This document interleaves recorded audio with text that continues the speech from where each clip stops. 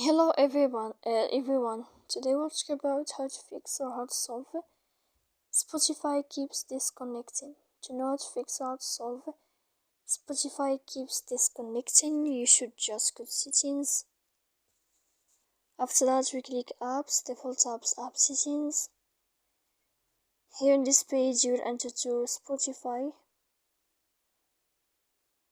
When you find this list of app and for you, we click on first stop and we click OK. Here we go to click on storage. After that, we click clear cache.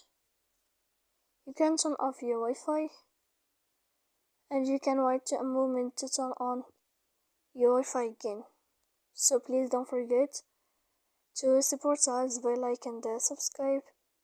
See you next time in another video and thank you for your attention.